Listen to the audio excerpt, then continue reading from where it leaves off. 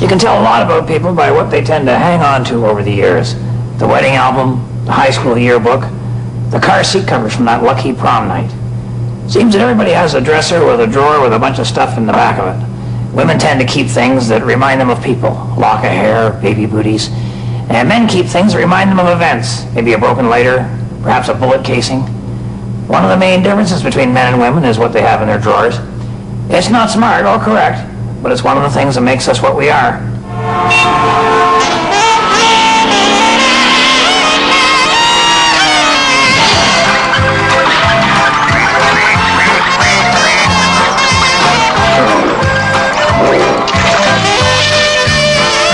Show, special guest Dave Thomas watches his brother get something off his finger. I make a political statement. Bill tries his hand and his foot at football. We catch Glenn Braxton in the middle of a busy day, and I'm going to show you how to swing through your public school days. And now here's the man with millions of viewers, thousands of followers, hundreds of friends, dozens of in-laws, and only one nephew, Mr. Rad Green!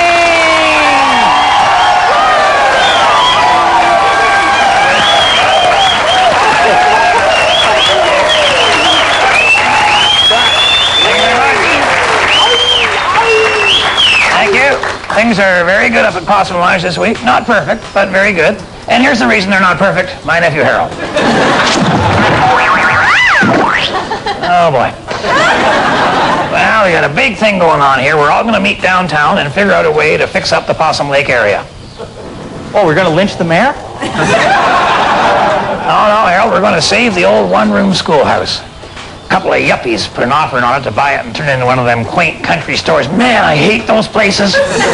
You know, they got the little jelly jars, there's enough jam in there for one slice of toast. Or they got the Canadian souvenir fridge magnets made in Taiwan. Or that yuppie ice cream costs a fortune, got names like Dugan Fnern or Squeezin' Bajornin or something, you know.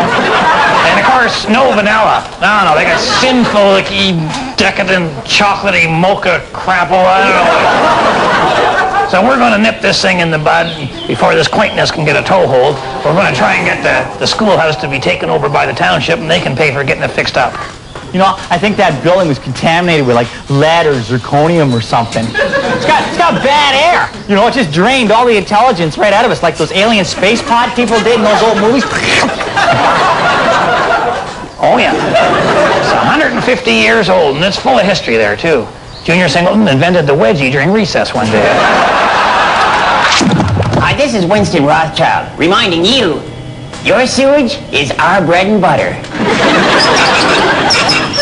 Oh, we're heading for the cottage at the break of dawn. Got our seatbelts buckled and our helmets on. Daddy's in a bad mood, Mommy's in a funk. Got the boat on the roof and the dog in the trunk. Oh, we're heading to the cottage and the traffic's getting tight. Car's getting hot and there's going to be a fight. So I'm staring out at the window, being as quiet as I get. Because I don't want my last words to be, are we there yet? All right. You had a family get-together on the weekend, and you realize that your grandson is being raised by a moron. Imbecile son-in-law. It's common affliction. Well, he married your daughter. There was a tip-off. But now it's serious because there's offspring involved. A little rascal needs a dad, needs kind of a firm hand. Tradition. Yeah, and you're afraid that your knee-jerk son-in-law is not going to raise the kid the way you would. Maybe not going to let him play with guns. Not ever going to let him throw the first punch. Or even the second. Prefers soccer to baseball. Is very, European. Don't worry, the kid will probably grow up, toughen up, and stop listening to his dad. It's like we did. Absolutely. Maybe get arrested a couple of times, you know. Nothing serious, just enough to make him a man. Worth 5 years in university. Oh, yeah. Yeah. My dad never hugged me, never held my hand. I turned out all right. Men should not touch men. So just give it time. Hopefully the kid will come around. We did. Oh, yeah. This attempt to save Possum Lake Schoolhouse from demolition has got me thinking about one of the main things that's wrong with the schools. Look at this desk. No wonder I spent so many years in grade 6. This desk isn't built for a 17-year-old kid. And what about the kid of today, huh? Where's he going to put his computer? Up here? Don't think so. Or how about a semi-automatic? No way. So he ends up sitting there in school, bored out of his mind while he waits for recess. 6 hours of drudgery for 10 minutes of enjoyment. Sort of like a honeymoon. Well, I say you go into the playground there at the schoolyard, take the swings down, bring them inside, start making school fun for the kids. Well, this makes a lot more sense, doesn't it? Kid doesn't have to sit still, huh? He can move around, go over and get something from the homeroom. Go up and check what's on the blackboard. Or you can sneak up behind another kid and check his answers. And if the teacher says, come on up to the front of the class, well, hey, you don't have to wait. Oh, boy.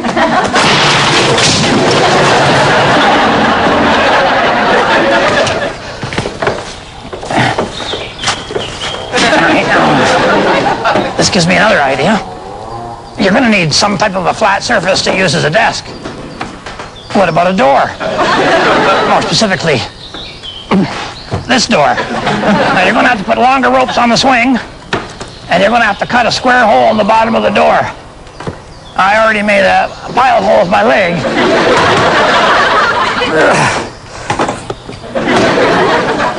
So you take the extra ropes you've added to the swing, and you tie one to each side of the door. That way the kid could be sitting there swinging his way through his ABCs. Suddenly the teacher says, okay, time for desk work. No problem. And it's 100% adjustable to whatever height you want, depending on how much weight you put on the seat. You can even make yourself invisible. That way you can make faces at the teacher. Finally, a desk that reflects the attitude of today's teenagers. So remember, if the women don't find you handsome, they should at least find you handy. Or, on a hot summer's day, how about this? It's a nice breeze, but it smells funny. Stay tuned. Bill's going to turn himself into an 18-wheeler as part of his fun with rubber hobby, and Harold's going to give me a lift into town. I know a lot of you young people are stuck in some lousy jobs out there, and you don't want to be turning 40 still asking people if they want fries with that. But the path to a better career is not to screw up the job you have now. For example, I was in one of them fast food places the other day, and after I placed my order for the third time, it struck me that that kid behind the counter was probably never going to be running the company. They even had the manager helping him. I could tell she was the manager because she was 18 months older, didn't have to wear the paper hat. I made the mistake of handing them a $20 bill just as the computer went down, which meant they had no idea how much change to give me. I just knew I was looking at two kids who had sat in grade 7 math class thinking, hey, we're never going to need to know this stuff. They stared at that 20 like they were looking for operating instructions. My point is, if you won't or can't do the job you have, no employer is going to promote you to the better job you want. I mean, Harold's been my producer and director for 5 years in a row. What does that tell you? I'm Winston Rothschild, reminding you, if the neighbors are complaining, better start draining. Call 1-800-555-SOCK. Well, this project to have Possum Lake Public School declared a historical site has brought out the community spirit in everybody. I'm on the committee to organize the school reunion. We're going to get everybody back who's ever went there before. And we're hoping that the 5 who actually graduated can make it too. How are you getting in touch with everybody? Well, we figured the parole board's the best source of information. So I guess you're sending out invitations mainly to no fixed address, are you? No, we figure anyone who went to that school, their reading comprehension, might be in doubt. So I'm going to phone everybody directly. It's scary the type of people they allow to have phones. But anyway, I just told them to meet at the school next Saturday. Yeah, I hope we can figure out where the school's going to be, because, we got to move it. And, of course, once that word got out that we're moving the school, everybody wanted to compete for that job, so they got their trucks out and they started showing off, and Junior Singleton threw a chain around the post office, pulled her right off the foundation area. And Buster Hadfield dragged the town clock from one end of the street to the other. Made perfect time on that, too. So who got the honors of moving the school? Well, I think it went to Junior Singleton because he had pulled the drugstore 2.5 miles. Everybody was pretty impressed with that, except for the druggist, of course. So now the next major deal is who gets to keep all the treasures that are in the basement underneath the school. Underneath the school?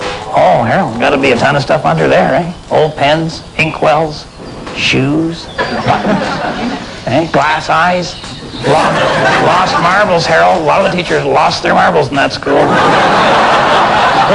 Any of your stuff going to be under that school? A lot of homework. I used to jam that down through the hole in the floorboards. I told the teacher that the dog ate it, but if my dog had eaten as much homework as I said he did, he'd be passing fire logs. Don't adjust your set. The show's supposed to look like this.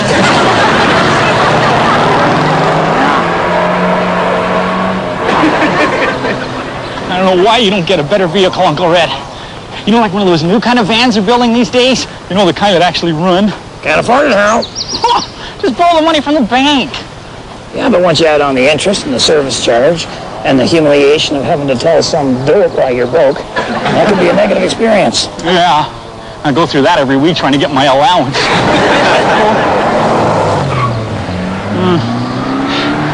But you'd always have the new vehicle to borrow against, You'd always have that as backup. The bank doesn't want my van, Harold. They're in the money business, not the vehicle repo business. Customers don't go into the bank to withdraw a door from a Hyundai Pony. You'll repossess it if you keep the payments up, and you could do that. Maybe I can, maybe I can't. But worrying about it will cramp my lifestyle. Yeah, but you'd be riding around a lot nicer vehicle. With the hitchhiking, I can be in a nicer vehicle every couple hours, and it's free. Yeah, I guess so. Yeah. I suppose if you don't count the loss of shoes, loss of dignity, sunstroke, and other related injuries. I'll drop it, Harold, or you'll be a related injury. Gonna be. Well, here we are with this week's boating tip with Glenn Braxton at Braxton's Marina. How are you today, Glenn? Not bad at all, Red. For a guy that's had 2 heart attacks, blown out gallbladder, double hernia. Plus, I got these bad ankles, too. I find they could be life-threatening if I, couldn't get to a phone or a restaurant or something. Yeah, how about the boating tip today, Glenn, if you don't have... Well, actually, Red, it's a safety tip. Oh, all right. Yeah. The proper way to refuel your boat. Perfect. Yeah. Okay, so what you got to do first is shut down the engine. Yeah, you've done that, yeah. Okay. And then next you got to take off the gas cap, stick the nozzle in there, and let her go. Yeah. Can you get that? Well, it's your demonstration. Oh, I know, Red, but I'm allergic to the smell of gas. Oh, yeah, my eyelids will just blow up like balloons. They're horrible. Gotta get these big blisters. All right, Glenn, spare us the details. Man. Yeah, so just get the cap there, Red. Yeah, thank you. That's it. There we go. Okay, step 3. Yeah. Extinguish all open flames. Oh, I guess that could be actually step 1 or 2, couldn't it? I would say. Yeah, I'm sorry, I should have known that. Now, what do I do? Ease off on the nozzle when I hear her filling up there? Well, you can, Red, but that's if the owner of the boat's around. If he's gone, then just keep her going, because you make a couple extra bucks every fill-up. It's a good tip for your marine operators out there. Well, that's a nice touch. You're using our show to give rip-off advice. I appreciate that. Well, people want to know this stuff, Red. I got to be a full-service business if I'm going to compete with the information superhighway. All right, I'm done. That's as much gas as I can take. Bill had asked me to meet him out on the gridiron for one of his favorite sports, football. Oh, yeah, you look great, Bill. What an athlete. Well, he was asking for that. And now he took me over to the blocking dummy. Actually, you got at least 2 to choose from there. Wanted me to try that. One thing I didn't realize is that I really wasn't wearing the padding. Oh, Bill's gonna show off again. Backs way up, takes a full run at her, and in he comes. Wow. Watch the aim there, Bill. Oh, got her right in the top of the head. Now, luckily, I had taken that St. John's ambulance course, so I knew exactly what to do in this type of a situation. Oh, it's a boy. And now we try running through the tires here. This is something that you do so that you'll be able to run through tires. I've never seen a football player actually run through tires. That's a total waste of time, but we got Newt Brockney here. Yeah, right, well, you did it yourself. And then he comes. Oh, my gosh, look at that style. Look out, watch out, watch out. Oh, and he got himself.